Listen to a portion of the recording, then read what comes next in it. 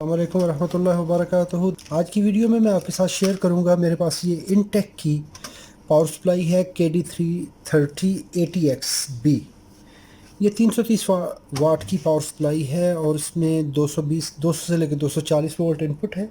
ये supply on नहीं होती तो अगर यहाँ पे देखेंगे तो इसका फ्यूज़ बिल्कुल बर्न हुआ है।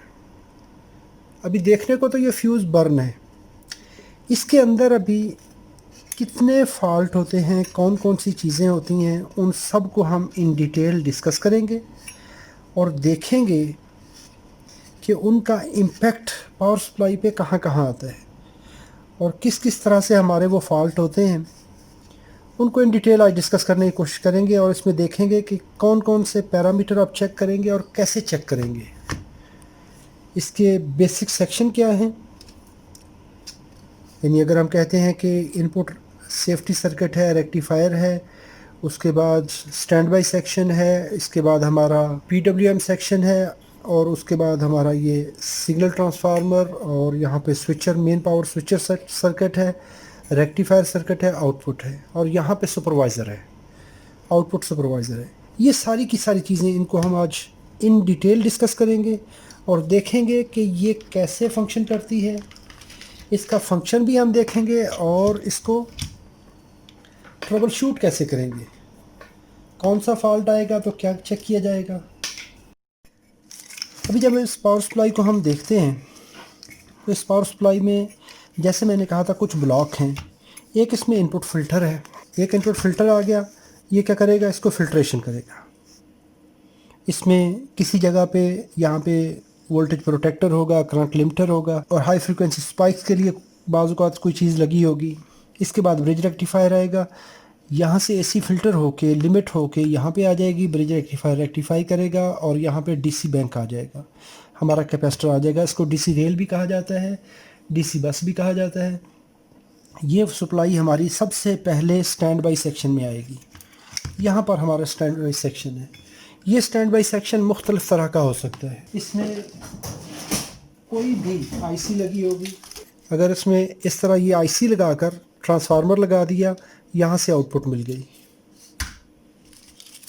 यहाँ पे इस तरह अलहदा से एक स्टैंड अलोन ट्रांजिस्टर लगा दिया, वो ट्रांजिस्टर या मॉसफेट लगाकर इसको स्विच करवा दिया, RC नेटवर्क से स्विचिंग करवाई, स्विचिंग करवा के 5 वोल्ट आउटपुट में ले लिए और यहाँ से इसको रेगुलेट करवा लिया। अगर इसमें ट्रांजिस्टर लगा है, मॉसफेट लगी है तो भी एक ही बात है। इसमें कोई IC किसी किस्म की भी TNY है, DL है, DH है, टॉप स्विच है, लिंक स्विच है, मकसद हमारा 5 वोल्ट लेना है। यहाँ पे पर्पल वायर पे 5 वोल्ट आने चाहिए। अगर यहाँ पे 5 वोल्ट आ जाते हैं तो ये 5 वोल्ट चले जाएंगे मदरबोर्ड को, मदरबोर्ड रीसेट होगा, रैम को इनिशलाइज करेगा, प्रोसेसर को रेडी करवाएगा ताकि वो पावर ऑन के लिए रेडी हो जाए। तो ये पावर ऑन के ये वोल्टेज हमारी इस सेकेंडरी पावर सप्लाई को ऑन करवाने के लिए आएंगे। इसमें लगी होती है ATX सुपरवाइज़र IC, ये कोई भी हो सकती है, SD2921 है, 7520 है, 7522 है, 6105 है, कोई भी IC होगी उसको आप भूल जाएं। एक IC होगी, चाहे वो 16 पिन है, चाहे वो 6 पिन है, चाहे वो 8 पिन है, उसका बेसिक फंक्शन क्या है कि उसने आउटपुट वोल्टेज को मॉनिटर करना है। इसमें कोई भी वोल्टेज अबव लिमिट्स जाने की कोशिश करेगी तो क्या करेगी, ये IC फ़ौरन से हमारी आउटपुट को डिसेबल करवा देगी, क्योंकि इसका बेसिक फंक्शन, क्योंकि हमारा कंप्यूटर का मदरबोर्ड इंतहाई सेंसिटिव है, उसमें कोई गुंजाइश नहीं है। अगर उसमें कोई भी ज़रा सी भी मिस्टेक होगी तो मदरबोर्ड डैमेज होगा। उसकी डैमेज को बचाने के लिए हर मुमकिन तौर पर इसको कोशिश किया जाएगा ये वोल्टेज विद इन लिमिट रहे। ये बहुत ही एक्टिव किस्म का सुपरवाइज़र होता है। ये IC बहुत इमीडिएट रिस्पांस होता है इसका, यानी इसमें गुंजाइश नहीं देती कि जी पावर सप्लाई रिकवर हो जाए, पावर सप्लाई अपनी फ्लक्चुएशन में आ जाए, फ्लक्चुएशन की इसमें गुंजाइश नहीं होती। इसको अभी हम देखेंगे और इसमें आने वाले अभी जितने फॉल्ट हैं उसको हम देखते हैं। चले शुरू करते हैं। सबसे पहले जब आप आते हैं पावर सप्लाई में तो इनपुट सर्किट पे आएंगे। अभी अगर देखिए इस पावर सप्लाई में किया क्या है या हुआ क्या है कि ये सप्लाई एक साइड से तो ऐसे आ गई, इस जगह पर एक लाइन तो ये हमारी ये ज़ाहिर हो रही है, ये इस साइड पे आ गई सप्लाई हमारी ये वाली। अगर दूसरी लाइन को देखेंगे तो दूसरी लाइन इस जगह पे हमारी बन रही है, इस पॉइंट पे। और इस पॉइंट पे अगर देखेंगे तो इस जगह पे लगा हुआ था फ्यूज़। अभी फ्यूज़ से यहाँ से लाइन ऐसे आएगी, फ़िल्टर से गुज़रने के बाद ये हमारी लाइन इधर आ गई। इस जगह पे लगे हुए हैं हमारे डायोड, 1 2 3 4। कोई भी एसएमपीएस सप्लाई होगी तो वो कैसे काम करेगी, एटीएक्स पावर सप्लाई की डायग्राम कोई भी आप पकड़ लें, कोई भी पकड़ लें, अप्रॉक्सीमेटली मिलती जुलती उसकी डायग्राम होगी। यहाँ पे वोल्टेज फ्यूज़ से गुजरेंगे। यहाँ पर देखें तो ये क्लास वाई कैपेसिटर लगे हुए हैं। अगर क्लास वाई कैपेसिटर नॉइज़ को रिमूव करने के लिए लगे हुए हैं तो ठीक है, नहीं लगे हुए तो कोई बात नहीं। किसी में फ़िल्टर होगा ठीक है, किसी में नहीं होगा कोई बात नहीं। अगर वहाँ पर अगर एनटीसी लगा हुआ है करंट लिमिट करने के लिए तो बेहतर है। बाद में एनटीसी ब्रिज के बाद लगा हुआ होता है, किसी में ब्रिज से पहले होगा, किसी में ब्रिज के बाद होगा। एक्चुअल प्रोटेक्ट करना है हमने इस कैपेसिटर को। पहले लगा होगा तो भी करंट इसमें से गुजर के आएगी, बाद में लगा होगा तो भी कैपेसिटर पे, और किसी में कैपेसिटर के आउटपुट पे एनटीसी लगा होगा। चलें इसको अभी देखते हैं। यहाँ से ये वोल्टेज एसी आए, यहाँ से वोल्टेज आए डीसी बने कैपेसिटर पर चले गए, हमारा ये ब्रिज रेक्टिफायर बन गया। अभी देखिए एसी आई, फ्यूज़ से होती हुई आगे चली गई। यहाँ पे आई एक डायोड, यहाँ पर दूसरा डायोड, यहाँ पर एक डायोड, यहाँ पर दूसरा डायोड, एक इस लाइन पे, एक इस लाइन पे। ये हमारे आउटपुट के वोल्टेज आ गए। ये इस तरह करके ये सर्किट बनता है। ये पॉजिटिव एंड हो जाएगा, ये नेगेटिव एंड हो जाएगा। यहाँ पर हमारी एसी आ गई, लाइन एंड न्यूट्रल। जब भी आपने पावर सप्लाई को रिपेयर करना है तो क्या करिए, सबसे पहले इसको पावर अप्लाई करने से पहले इसका इनपुट सर्किट वेरीफाई कर लें। इसके कैथोड वाली साइड पे ब्लैक लीड लगाइए। कैथोड कौन सी होगी, जहाँ पे हमारे इन दो कैपेसिटर्स का पॉजिटिव टर्मिनल होगा। इन दो कैपेसिटर का ये देखो सीरीज़ में लगे होते हैं, जैसे मैंने यहाँ पे बताया है पॉजिटिव नेगेटिव पॉजिटिव नेगेटिव। तो जो पॉजिटिव एंड है जो डायोड्स के साथ लगा हुआ है, तो इसका मतलब ये हुआ एक पॉजिटिव एंड ये है, ये नेगेटिव है, ये पॉजिटिव है। ये देखें तो यहाँ पर ये 2 पॉइंट इकट्ठे लगे हुए हैं। तो जो इकट्ठे लगे हुए हैं वो है इसका सेंटर कॉमन पॉइंट, और एक एंड ये हुआ, एक एंड ये हुआ। अगर इसको देखेंगे ऐसे बैक फ्लो करवाएं तो इन डायोड्स के साथ लगा हुआ है। ये देखिए अभी ये कैपेसिटर, इसका अगर नेगेटिव एंड देखिए तो ये डायरेक्टली कहाँ पे जा रहा है, इन हमारे इस ब्रिज रेक्टिफायर पे जा रहा है। और इसको देखेंगे तो ये कहाँ पे जा रहा है, यहाँ से जंपर होकर एनटीसी के थ्रू। ये देखिए तो एनटीसी लगा हुआ है यहाँ पर। तो ये कैपेसिटर का पॉजिटिव एंड यहाँ से एनटीसी से होता हुआ हमारे इस पॉइंट पर इन दो डायोड्स पर, जैसे हमने डायग्राम पे कहा कि पॉजिटिव एंड। अभी चलें यहाँ पे एक और चीज़ आ गई, ये एनटीसी आ गया। अभी नेगेटिव एंड डायरेक्टली चला गया, पॉजिटिव एंड एनटीसी से होता हुआ इन दो डायोड्स पे आ गया। तो ये दो डायोड एक साइड पे आ गए और ये दो डायोड एक साइड पे आ गए, ये फर्स्ट और ये सेकंड। ये दो डायोड पहला और तीसरा, पहला और तीसरा, दूसरा और चौथा। इसको हम चेक कैसे करेंगे, ब्लैक लीड को पॉजिटिव पे रखिए, रेड लीड को यहाँ पे रखेंगे। अगर ऐसे रखेंगे तो ये देखें ब्लैक लीड अभी क्या है, ये कैथोड पे ब्लैक लीड लगी हुई है, तो ये डायोड फॉरवर्ड बायस हो जाएगा। इस डायोड के ड्रॉप वोल्टेज हमें यहाँ पर मिलेंगे। और इसी तरह आप लाइन पे और न्यूट्रल पे इनपुट टर्मिनल पे रेड लीड को स्वैप करेंगे तो आपका ये दो डायोड टेस्ट हो जाएंगे। अगर ये कंटिन्यूटी देते हैं या ओपन देते हैं तो उसको काम से पकड़ लें। अभी इस लीड को दूसरे नेगेटिव टर्मिनल पे ले जाएं और यहाँ पे अगर ऐसे लगाएंगे तो ये देखें ये डायोड हमारा रिवर्स बायस हो जाएगा, ये भी डायोड रिवर्स बायस हो जाएगा। अभी इसी जगह पे ये दोनों लीड स्वैप कर लें। ये लीड को इस जगह पे लगाएंगे तो एनोड पे रेड लीड लगाई तो मतलब है ये डायोड फॉरवर्ड बायस होना चाहिए। तो इस जगह पे और इस जगह पे हमें ये दो डायोड चेक होंगे, फॉरवर्ड बायस मिलेंगे। इस लीड को अभी इस जगह पे ले जाएं। जहाँ पे ये कंटिन्यूटी आई थी अभी इस जगह पे ये नहीं आएगी। क्यों? कि ये डायोड रिवर्स बायस हो गए। अगर किसी भी सूरत में हमारे ये डायोड शॉर्ट देते हैं या ओपन देते हैं तो हमारा ब्रिज काम नहीं करेगा। चलिए चेक करते हैं। अभी देखिए ये कैपेसिटर है। सबसे पहला काम तो ये कर लें कि मल्टीमीटर को कर लें आप डायोड पे सेट। तो ये वाला कैपेसिटर इसके पॉजिटिव टर्मिनल पे, इस कैपेसिटर के पॉजिटिव टर्मिनल पे ब्लैक लीड लगाइए और ब्रिज रेक्टिफायर की इनपुट पे आप ऐसे ये चेक कर लेंगे। तो ये देखें, ये इसके पूरे हॉर्न बज रहे हैं।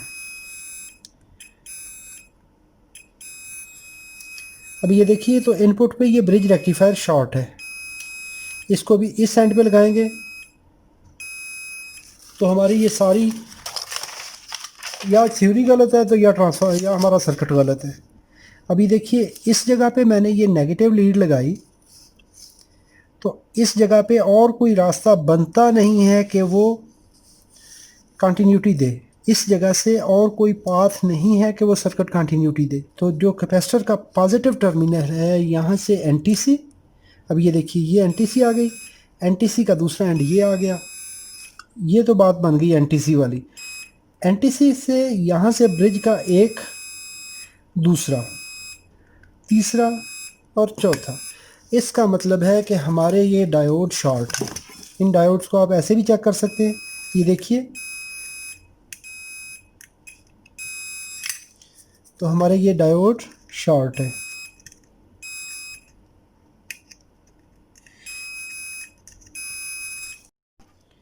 अभी मैं क्या करूँगा कि ये ब्रिज रेक्टिफायर को रिमूव करेंगे हम, इसके डायोड्स को ओपन करेंगे।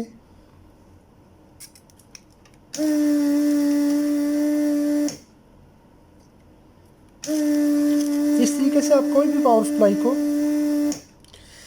टेस्ट कर सकते हैं। अभी देखिए ये जो मैंने कहा है कि इसको पहले आप क्या करें, पावर सप्लाई को पहले आप क्या करिए, कोल्ड टेस्ट कर लें। मल्टीमीटर से आप चेक कर लीजिए कि कहीं उसमें शॉर्ट तो नहीं है।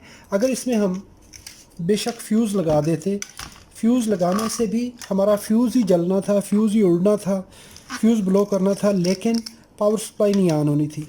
क्यों? कि उसका जब ब्रिज ही शॉर्ट सर्किट है, आप कैपेसिटर को डायरेक्ट एसी वोल्टेज सप्लाई करेंगे तो वो क्या होगा, फ्यूज़ ब्लो करेगा। क्योंकि हमारे कैपेसिटर कभी भी एसी पे चार्ज नहीं होते, इनको डीसी चाहिए। इनको मैं कंटिन्यूटी पे ही चेक कर लेते हैं, डायोड पे रखने की ज़रूरत नहीं है। ये देखिए तो चारों डायोड हमारे शॉर्ट हैं। तो इनको हम रिमूव कर लेते हैं। ये देखिए तो किस तरह से लगे हुए हैं, और ये लगे हुए हैं कैथोड एनोड, कैथोड एनोड। तो इनको हम रिमूव कर लेते हैं यहाँ से। अभी मैं ये सारे डायोड चूँकि हमारे शॉर्ट हैं तो इनको अभी हम रिमूव कर लेते हैं, सर्किट से आउट कर लेते हैं और इनको रिप्लेस करेंगे। आप ये तरीका अपनाते हुए किसी भी, चाहे वो SMPS हो चाहे वो ATX हो, आप इस तरीके से उसको टेस्ट कर सकते हो। अभी मेरे पास ये एक ATX पावर सप्लाई पड़ी है। इसमें क्या करेंगे कि इसके डायोड हम रिमूव कर लेंगे। ये मैंने पहले रिमूव किए हैं जो कि शॉर्ट हैं। ये देखिए ये शॉर्ट डायोड है और इसके डायोड अच्छे हैं।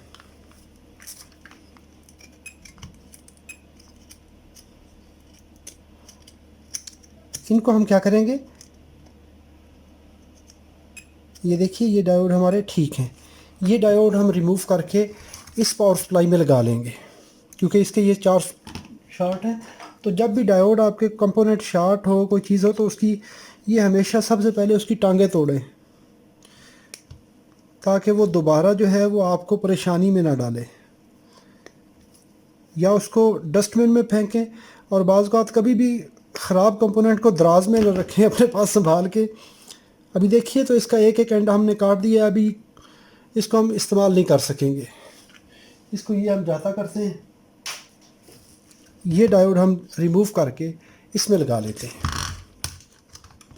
और ये फ़ायदा होता है कि जब आप कंपोनेंट कोल्ड टेस्टिंग करते हैं पावर सप्लाई को, वरना यही होना था कि ठीक है जी 2-4 पटाखे और सही, कि हमने जो ही फ्यूज़ लगाना था फ्यूज़ उड़ जाना था। अच्छा, फ्यूज़ लगाते फ्यूज़ ब्लो हो जाना था, या फ्यूज़ थोड़ा सा बड़ा लगा लेते तो ज़्यादा से ज़्यादा कैपेसिटर बड़े फट जाने थे डीसी वाले। एक तो ये है कि कभी भी सेफ्टी हमें बाईपास नहीं करनी चाहिए, और जब भी आप टेस्ट करते हैं तो सीरीज़ लैंप यूज़ कीजिए। उससे ये होता है कि आपको सर्किट का शॉर्ट सर्किट जो होता है कि उसमें अगर कोई कंपोनेंट शॉर्ट होगा तो वो और डैमेज नहीं करने देगा, आपका लैंप फुली ग्लो कर जाएगा। तो अभी हम ये डायोड रिमूव करके इसमें लगाते हैं। अभी ये डायोड हमने निकाल लिए। अच्छा, जब भी डायोड लगाने हैं ना तो उसमें हमेशा पोलैरिटी का ख़ास ख्याल रखना है। कैपेसिटर के पॉजिटिव टर्मिनल पे हमेशा डायोड का कैथोड लगेगा। ये एक सीधा साधा पढ़ा लिखा सा कानून है। अगर आपको नहीं पता चलता कि कौन सा डायोड कहाँ पे लगाना है, कैसे लगाना है, उसकी पट्टी वाली साइड किधर रखनी है, मैं बिल्कुल कोशिश करता हूँ वो सादा सी ज़ुबान में बताऊँ।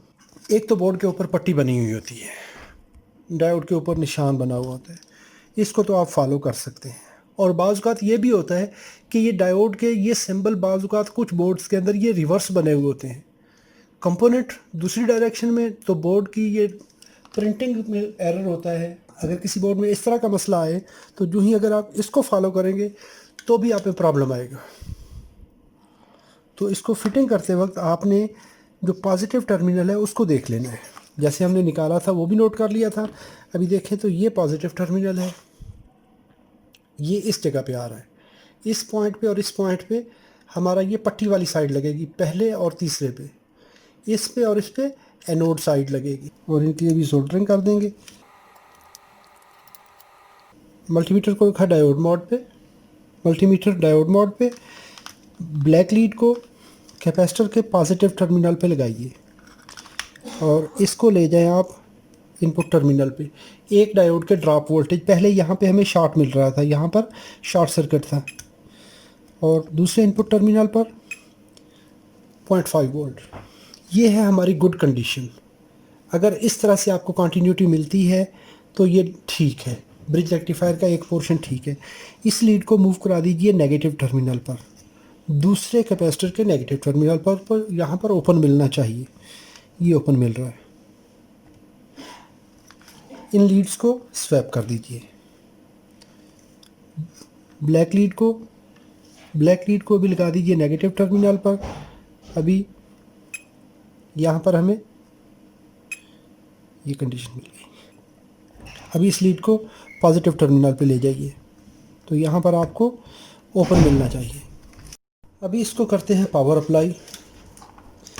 अगर आपको पावर इलेक्ट्रॉनिक्स के बारे में अच्छा एक्सपीरियंस नहीं है तो कभी भी इस पे प्रैक्टिस नहीं करें।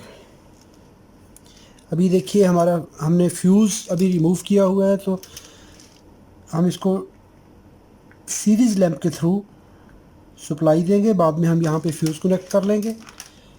पहले अभी चेक कर लेते हैं कि शॉर्ट सर्किट तो नहीं है, कोई और प्रॉब्लम तो नहीं है। अभी इसको हम पावर अप्लाई करते हैं। तो पावर अप्लाई करने के लिए सीरीज़ लैंप का यूज़ करिए। ये देखिए अभी सीरीज़ लैंप पे आप लैंप को देखेंगे तो जो ही मैं ये पावर कनेक्ट करूँगा तो एक दफ़ा ये लैंप ऑन होगा। जब ये कैपेसिटर हमारे चार्ज हो जाएंगे तो ये लैंप ऑफ हो जाएगा, फिर ये रूटीन में थोड़ी करंट लेना शुरू कर देगा। अगर इसमें कोई भी कंपोनेंट शॉर्ट होगा, इस पोर्शन में अगर कोई भी कंपोनेंट शॉर्ट होगा तो क्या होगा, लैंप ग्लो करेगा। इसमें किसी जगह पे भी प्रॉब्लम आएगी तो हमारा ये लैंप लाइट अप हो जाएगा। तो अभी देखिए जस्ट ओनली एक दफ़ा ये थोड़ा सा पावर ऑन होता है ये, तो ये है एक अच्छी कंडीशन। इससे ये है कि आपकी बहुत सी प्रॉब्लम जो है वो डिटेक्ट हो जाते हैं। अब ये देखिए तो हमारा ये लैंप ऑन हो गया। अभी सबसे फर्स्ट स्टेप एक तो सेफ्टी आपने क्या करनी है कि इसके अभी इस पोर्शन में, ये जो पोर्शन है ये लाइव सेक्शन है, ये हॉट साइड है, इस पे किसी कंपोनेंट को, किसी प्रिंट को आपने टच नहीं करना। और दूसरा, टेबल के ऊपर कभी भी कोई चीज़, डेब्रीज, कोई प्लास्टिक, कोई वॉशर, सोल्डर का पीस, वायर का पीस, किसी तरह की कोई चीज़ नहीं होनी चाहिए। अभी देखिए ये हमारा पोर्शन इस तरह आ गया। ये पोर्शन है हमारा secondary side, cold side, hot side, cold side. बाज़ औक़ात ये भी होता है कि आप पावर अप्लाई की है तो यहाँ पे भी शॉक मिलती है, आप यहाँ पे हाथ लगाते हो तो यहाँ पे भी आपको शॉक लगता है, तो उसके लिए इसमें क्लास वाई कैपेसिटर लगा होता है यहाँ पर सर्ज प्रोटेक्शन के लिए। तो बाज़ औक़ात ये कैपेसिटर अगर शॉर्ट होगा तो भी हमें ये सप्लाई में शॉर्ट देगा। ये क्लास वाई यहाँ चेसिस के साथ लगा होता है, तो हमें वहाँ पे शॉक मिलता है, तो उस वक्त आप ये कैपेसिटर चेक करेंगे, क्लास वाई कैपेसिटर ये वाला। क्या करना है कि इसकी आउटपुट चेक करनी है। फर्स्ट ऑफ ऑल हमने इसका जो स्टैंड बाई सेक्शन है, जो हमने बात की थी कि सबसे पहले अगर ये सर्किट हमारा ये पोर्शन ठीक हो गया तो पहले हम क्या करेंगे, यहाँ पर ये 5 वोल्ट चेक करेंगे, ये 5 वोल्ट आने चाहिए, इसको हम चेक कर लेंगे। इस कैपेसिटर का नेगेटिव टर्मिनल प्राइमरी साइड का कॉमन है, ये वाला, ये प्राइमरी कॉमन है और ये सेकेंडरी कॉमन है, ब्लैक वाला। एक नेगेटिव ये साइड है, एक नेगेटिव ये साइड है। ये प्राइमरी साइड, ये हॉट साइड का कॉमन है, ये कोल्ड साइड का कॉमन है। कोल्ड साइड का कॉमन ये वाला है।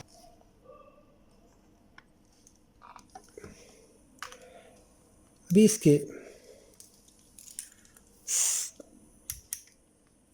सबसे पहले इस कैपेसिटर पर और इस कैपेसिटर पर वोल्टेज चेक कर लीजिए। मल्टीमीटर को डीसी पर रखें, ये देखिए 163 वोल्ट। दूसरे कैपेसिटर पर रख लीजिए, चेक कर लीजिए 166 वोल्ट। पहले कैपेसिटर का नेगेटिव, इस कैपेसिटर का नेगेटिव और इस कैपेसिटर का पॉजिटिव, तो ये 330 वोल्ट हमें मिल रहे हैं, 300 प्लस वोल्ट मिलेंगे।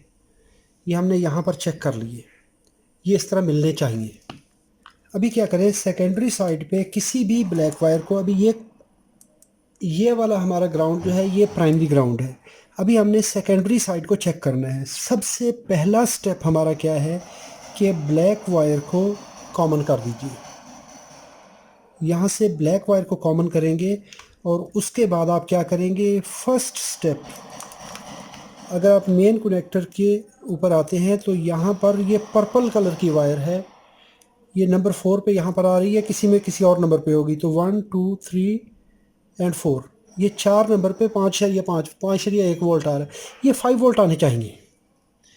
और ये कहाँ से आते हैं और कैसे आते हैं, ये देखिए। तो ये हमारा जो ये छोटे वाला, ये मुन्ना सा ट्रांसफार्मर लगा हुआ है यहाँ से, ये बेबी सा, ये वाला, ये हमारी है स्टैंड बाई सेक्शन। इसके अंदर ये पहले वाला ट्रांजिस्टर, अगर किसी में ये ट्रांजिस्टर लगा हुआ है तो ठीक, किसी में यहाँ पर आईसी लगी हुई है तो भी ठीक। और अगर यहाँ पर ट्रांजिस्टर लगा हुआ है तो यहाँ पर एक छोटा ट्रांजिस्टर है ये वाला, और कुछ कैपेसिटर और 2-3 रजिस्टर, डायोड, और यहाँ से ये फीडबैक सर्किट। टोटल इतना सा काम है। और यहाँ पे हमें ये 5 वोल्ट, इसको कहते हैं SB voltage, stand by voltage, ये 5 वोल्ट हमें यहाँ पर मिलेंगे और ये मिलने चाहिए। ये इस सर्किट के ऑन होने के लिए इसका फर्स्ट स्टेप है। अगर ये 5 वोल्ट आपको फ्लक्चुएटिंग मिलते हैं तो भी ठीक नहीं है, अगर ये वोल्टेज कम मिलते हैं तो भी ठीक नहीं है, अगर ये वोल्टेज ज़्यादा है तो भी ख़तरनाक है। इसको 5 वोल्ट होना चाहिए। अगर ये नहीं मिलते, इसके लिए हमारे पास ये रेक्टिफायर है, तो ये रेक्टिफायर इस पे चेक कर लीजिए, यहाँ पे 5 होने चाहिए। ये ऑप्टो कपलर है और ये 1 2 3 4 5 6 7, ये इस तरह करके ये कंपोनेंट है। और एक ये पावर ट्रांजिस्टर ये वाला लगा हुआ है जो कि स्विचर है। यहाँ पे ये पॉजिटिव B प्लस वोल्टेज आ रहे हैं। 1.5 ओम की रजिस्टर है, उसमें से वोल्टेज गुजर के ये एक ट्रांजिस्टर C945 छोटा लगा हुआ है और C5027।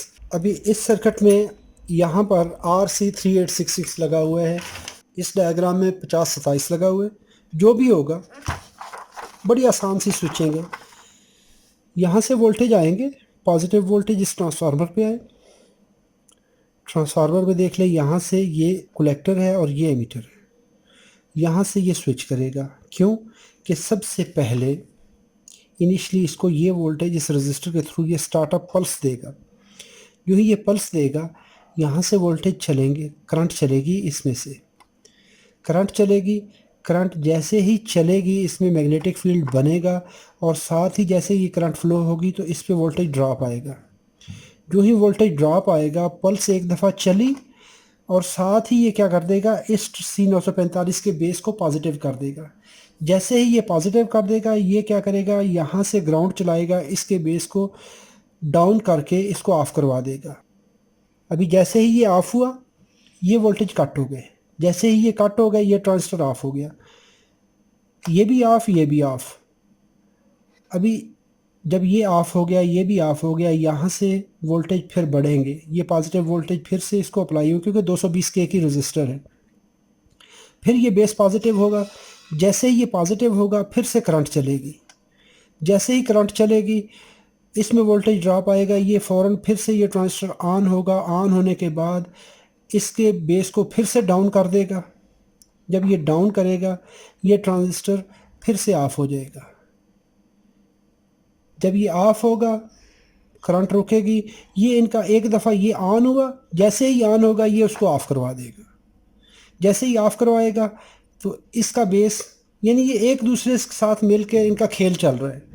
ये ऑन होगा, इसके ऑन होने की वजह से इसके बेस पे वोल्टेज जाएंगे, क्योंकि यहाँ पे ये रजिस्टर लगा हुआ है। ये रजिस्टर क्या करेगा, इसके बेस को पॉजिटिव कर देगा। यहाँ से देखें तो ये VCC फीडबैक वाइंडिंग है। ये इनके बेस को परमानेंटली एक्टिव रखवाने के लिए ये डायोड, ये कैपेसिटर 10 माइक्रोफैरड का कैपेसिटर है और ये एक डायोड नेटवर्क है जो कि यहाँ पर एक कांस्टेंट वोल्टेज लेवल देगा। अगर हमारा ये डायोड काम नहीं करेगा तो ये सर्किट काम नहीं करेगा। अगर यहाँ पर ये 560 ओम की रेगुलेशन रजिस्टर है जो रेगुलेट करवाएगी और इस जीनर के सीरीज़ में आ रही है, तो ये क्या करती है, आके इनके बेसिस को एक लेवल फ्राहम करती है। उस लेवल में, जो लेवल यहाँ पे बेस को पॉजिटिव करवाया, उसके लेवल को प्लस माइनस इस ट्रांजिस्टर ने करवाना है। इसने ऑन होना है। जो ही ये ऑन होगा तो ये क्या करेगा, करंट चलेगी, ये इसको कट ऑफ करवा देगा। टोटल इतना सा इनका काम है और ये इनका सर्किट चलता रहता है इसी तरह से। किसी जगह पे यहाँ पर IC लगी होगी, बात है यहाँ पर स्विचिंग करवाने की। यहाँ पर अगर किसी जगह, किसी सर्किट में इस जगह पर ऑप्टो कपलर लगा होगा, तो ऑप्टो कपलर यहाँ पे फीडबैक दे रहा होगा। ये करंट मोड है, करंट को एडजस्ट करवाएगा और साथ में वोल्टेज को स्टेबल करवाएगा। ऑप्टो कपलर होगा तो भी वो यही काम कर रहा होगा। ये करंट मोड में है, वो वोल्टेज को साथ मॉनिटर करवाएगा अगर कोई वो SMPS कंट्रोलर लगा हुआ है। इस तरह से हम इस स्टैंड बाई पोर्शन को चेक कर सकते हैं, टेस्ट कर सकते हैं, रिपेयर कर सकते हैं। इसमें एक तो हमें यहाँ पर 5 वोल्ट मिलते हैं। इस कुछ सप्लाईज़ के अंदर ये होता है कि यहाँ पे 5 वोल्ट तो आपको मिल रहे होते हैं, लेकिन अब जब ग्राउंड करते हैं, ये IC स्विच भी करती है, PWM IC या वोल्टेज सुपरवाइज़र, ये स्विच भी करेगी, लेकिन आपको आउटपुट नहीं मिलेगी। ऐसी सूरत में क्या होता है कि हमारे पास एक डायोड यहाँ पर इन साइड में लगा हुआ है, ये वाला। ये भी स्टैंड बाई वोल्टेज है, लेकिन ये है इस ट्रांसफार्मर के लिए, इसकी सेंटर टेप वाइंडिंग के लिए। यहाँ पे एक हमारा कैपेसिटर ये वाला है और एक हमारा कैपेसिटर ये वाला है। इन दो पे डिफरेंट किस्म के वोल्टेज होते हैं। एक पे 5 वोल्ट है और एक पे 9, 10, 11, 12 वोल्ट होते हैं इस कैपेसिटर पर। तो इसको भी हमें चेक करना चाहिए। ये कैपेसिटर यहाँ पर आता है और इसके वोल्टेज इस ट्रांसफार्मर पर जाते हैं। इसको आप कैसे चेक करेंगे, ये देखिए, ये वोल्टेज है हमारे, ये तो वोल्टेज है हमारे ये वाले 5.1 वोल्ट जो इस रेक्टिफायर से आउट होते हैं। लेकिन एक वोल्टेज है ये इस दरमियान वाले रेक्टिफायर से आउट होते हैं और ये आते हैं, और ये देखिए 14 वोल्ट आ रहे हैं। ये 14 वोल्ट ये ट्रांसफार्मर हमारा आउट कर रहा होता है, ये वाला। यहाँ पर ये रेक्टिफायर लगा हुआ है, ये इसका सेंटर पॉइंट है और यहाँ से आउट होते हुए ये हमारा, ये हमारे एसबी वोल्टेज यहाँ से आउट हो रहे होते हैं, हमारे एसबी वोल्टेज यहाँ से आउट हो रहे होते हैं, और यहाँ से इस पॉइंट से हमारे ये कैपेसिटर के 14 वोल्ट आउट हो रहे होते हैं। ये 14 वोल्ट आपको ये मिलने चाहिए। अगर ये नहीं मिलेंगे तो हमारे जब आप पावर ऑन की कमांड देंगे, पीएस ऑन की कमांड देंगे, तो ये 14 वोल्ट आपको अगर नहीं है, आपका रेक्टिफायर ख़राब है, ये कैपेसिटर ख़राब है। यहाँ पर एक कैपेसिटर लगा हुआ है, ये वाला,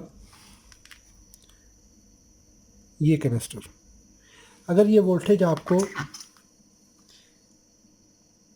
ये कैपेसिटर आप, ये वोल्टेज आपको नहीं मिल रहे, यहाँ से देखिए तो इस साइड से यहाँ पर, ये यहाँ से वोल्टेज इस जगह पे आ रहे हैं, ये 14 वोल्ट नहीं मिलते, तो ऐसी सूरत में आपका ये सर्किट भी काम नहीं करेगा, क्योंकि ये वोल्टेज होते हैं, स्टार्टअप वोल्टेज होते हैं हमारे सिग्नल ट्रांसफार्मर के लिए।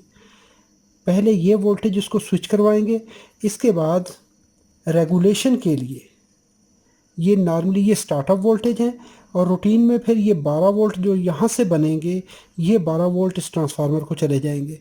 पहले ये इससे ऑन होगा, उसके बाद ये यहाँ से सप्लाई 12 वोल्ट लेगा। तो उम्मीद करता हूँ दोस्तों ये वीडियो आपके लिए मालूमाती है। इस सर्किट को हम मज़ीद आगे चलेंगे लेकर, क्योंकि आज की वीडियो में हमने ये रेक्टिफायर सर्किट और बायस सर्किट पढ़ लिया है।